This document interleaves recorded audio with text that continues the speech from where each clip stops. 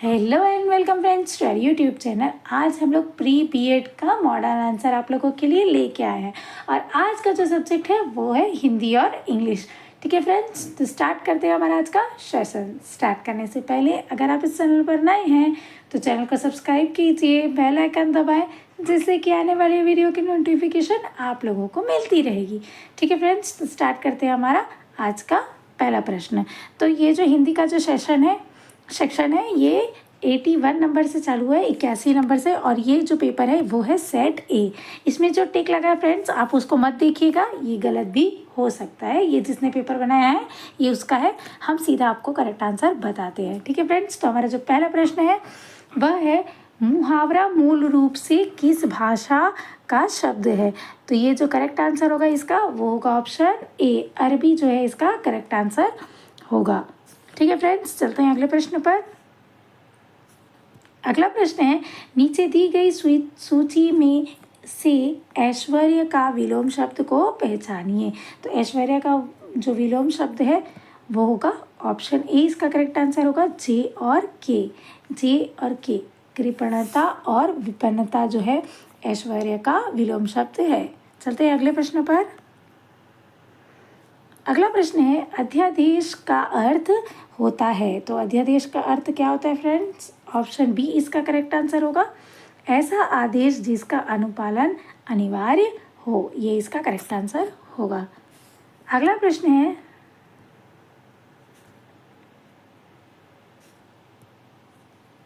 स्पर्श व्यंजन के त वर्ग का सही अनुक्रम है। तो स्पर्श व्यंजन का सही क्रम क्या होगा फ्रेंड्स? इसका जो सही उत्तर होगा वो होगा ऑप्शन डी, ए सी डी ई बी इसका करेक्ट आंसर होगा। मतलब त थ द ध और न, ये इसका क्रम है। चलते हैं अगले प्रश्न पर। प्रश्न है तद्भव शब्द है। तो इनमें से तद्भव शब्द किसान है फ्रेंड्स, डी इसका करेक्ट आंसर होगा।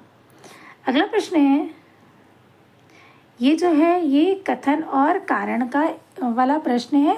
ठीक है फ्रेंड्स, और इसमें कथन दिया गया है जब दो समासिक पद अपने अव्ययों से भिन्न वस्तु व्यक्ति का बोध कराते हैं तो बहुब्रीहि समास होता है।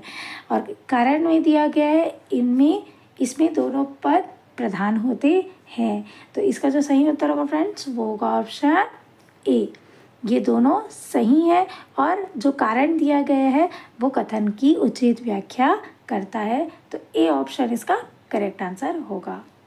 अगला प्रश्न है नीचे दी गई सूची में से लोकोक्तियाँ को पहचानिए। तो इनमें लिखा हुआ है इसमें से कौन कौन सा लोकोक्तियाँ हैं फ्रेंड्स? इसका जो करेक्ट आंसर होगा वो होगा ऑप्शन बी, जे के और एम जो है ये सारे क्या है लोकोक्तियाँ हैं। मतलब अधजल गगरी छलकत जाए, एक पन दो काज, कालाक्षर भैंस बराबर, ये जो है ये सारे लोकोक्तियाँ हैं। अगला प्रश्न है लोकोक्तियाँ को उचित अनुक्रम में रखिए। तो इसका जो सही उत्तर होगा फ्रेंड्स वो होगा option B, C A B D इसका सही उत्तर होगा। ठीक है, मतलब दुविधा में दोनों गए, माया मिली न राम, ये इसका सही उत्तर होगा। अगला प्रश्न है संज्ञा के प्रकारों में सम्मिलित नहीं है। तो संज्ञा के प्रकारों में कौन सा सम्मिलित नहीं है या नहीं पूछा गया? तो ये कर्मवाचक है, ऐसा कोई भी संज्ञा का प्रकार नहीं होता है, मतलब ए इसका करेक्ट आंसर होगा। और जो बाकी संज्ञा है के जो है वो प्रकार है, जैसे व्यक्तिवाचक, जातिवाचक और भाववाचक संज्ञा होते हैं। चलिए चलते हैं अगले प्रश्न पर। ये जो अगला प्रश्न दिया हुआ है ये भी जो है मिलान करने वाला है, इसमें सम्मिलित करना है हम लोगों को। तो इसका जो करेक्ट आंसर होगा फ्रेंड्स वो होगा ऑप्शन सी, ए का 4, बी का 3, सी का 1 और डी का 2, ये जो है करेक्ट आंसर होगा। ठीक है फ्रेंड्स, मतलब कि जो अव्ययी भाव है वह कौन सा होगा? वो होगा यथाशक्ति, और कर्मधारय जो है वो नीलकमल होगा। द्विगु में संख्या आती है, इसीलिए वहाँ पर पंच तत्व होगा, और द्वंद्व में भाग दौड़ आएगा। ठीक है फ्रेंड्स, तो सी इसका करेक्ट आंसर होगा। चलते हैं अगले प्रश्न पर। अगला जो सेक्शन है वो है इंग्लिश का। ठीक है फ्रेंड्स, तो इसमें भी जो दिया हुआ है मैच करने के लिए दिया हुआ है, मिलान करने के लिए दिया हुआ है। तो देखिए इसका जो करेक्ट आंसर होगा वो होगा ऑप्शन ए का 4, हेयर से मतलब ऑथेंटिक, और ऑब्सकर्ड मतलब होगा क्लैरिफाइड, फॉल मतलब होगा एसेंट, और डोमिनेंट का होगा एक्टिव। ये सारे जो है ये विपरीत है एक दूसरे के। ठीक है, अपोजिट वर्ड्स है। चलते हैं अगले प्रश्न पर। इसमें सेंटेंसेस दिए हुए हैं, वाक्य दिए हुए हैं, हमको इनको लाइन से जमाना है। ठीक है, अरेंज करने के लिए कहा गया है यहाँ पर आप लोगों को। ठीक है, तो इसका जो सही उत्तर होगा वो होगा ऑप्शन बी, DBAEC इसका करेक्ट आंसर होगा। कहने का मतलब है पहले आएगा my brother could not contact me though he dialled frequently on phone as I had gone out of the office and had left no information। ये इसका करेक्ट आंसर होगा। ठीक है फ्रेंड्स, चलते हैं अगले प्रश्न पर।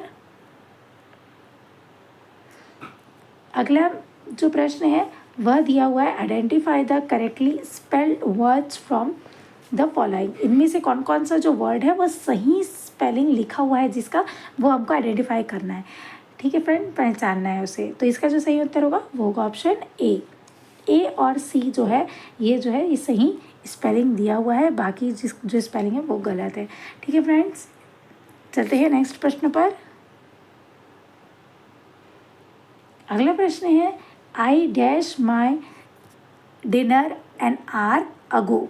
ठीक है फ्रेंड्स, इसमें हम लोगों को सुटेबल वर्ब इसमें डालना है। तो इसका जो सही उत्तर होगा वो होगा option B, had. I had my dinner an hour ago इसका सही उत्तर होगा। अगला प्रश्न है, यहाँ पर भी जो सेंटेंसेस है ये अरेंज नहीं है प्रॉपर, इसको हमको अरेंज करना है फ्रेंड्स। ठीक है, तो इसका जो सही उत्तर हो जाएगा वो होगा ऑप्शन सी इसका सही उत्तर होगा फ्रेंड्स। ठीक है, BACED इसका सही उत्तर होगा। कहने का मतलब है पहले ये वाला आएगा बी वाला, फिर सेकंड ए वाला, थर्ड नंबर पर सी वाला, और फोर्थ नंबर पर ई वाला, और फिफ्थ नंबर पर ये वाला आएगा, डी वाला आएगा। ठीक है फ्रेंड्स, तो ये आप जमा सकते हैं फ्रेंड्स। चलते हैं अगले प्रश्न पर। अगला प्रश्न है ही वॉज ग्रीडी डैश मनी। तो इसका जो सही उत्तर होगा ये होगा ऑप्शन बी, फॉर मनी होगा। He was greedy for money. ठीक है फ्रेंड्स, चलते हैं आगे। अगला प्रश्न है he dash drink beer, now he drinks wine. तो इसका जो सही उत्तर हो जाएगा वो होगा option C, used to. He used to drink beer, now he drinks wine इसका सही उत्तर होगा। अगला प्रश्न है, यहाँ पर एक पैराग्राफ दिया हुआ है, पैसेज दिया हुआ है फ्रेंड्स, ये आप लोग पढ़ सकते हैं। इसमें जो प्रश्न पूछा है ये एजर्शन का पूछा हुआ है, कथन कारण वाला।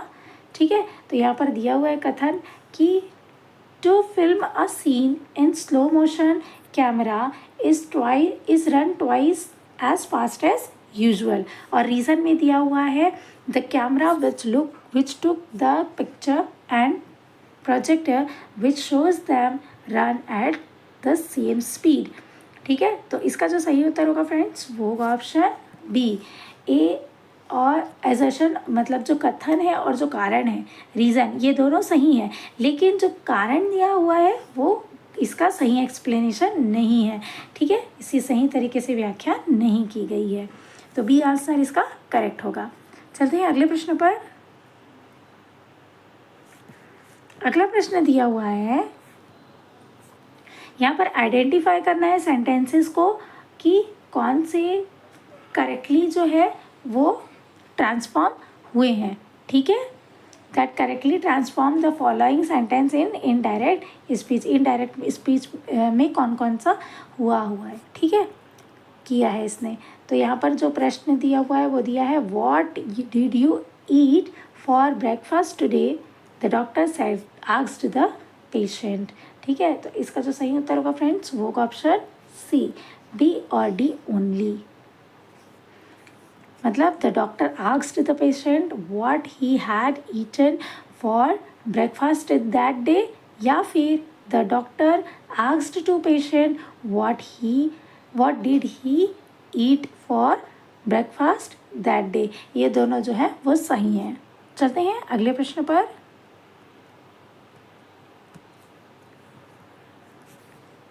और ये जो 100 नंबर का प्रश्न है वो है identify which of the following is a countable noun. तो इसमें जो है हमको काउंटेबल नाउन कौन सा है वो हमको बताना है, जिसको हम काउंट कर सकते हैं। तो इनमें से क्या चीज़ को काउंट कर सकते हैं फ्रेंड्स? सी इसका करेक्ट आंसर हो जाएगा। कप को हम काउंट कर सकते हैं, ठीक है फ्रेंड्स। ये थे बीएड के जो हिंदी और इंग्लिश के प्रश्न, ठीक है। तो मिलते हैं अगली वीडियो पे। अगर वीडियो पसंद आई हो तो लाइक शेयर ज़रूर करें, सब्सक्राइब करना ना भूलें अगर आप इस चैनल पर नए हैं तो, जिससे कि आने वाले वीडियो की नोटिफिकेशन आप लोगों को मिलती रहेगी, ठीक है फ्रेंड्स। जुड़े रहिएगा हमारे चैनल से। Thanks for watching.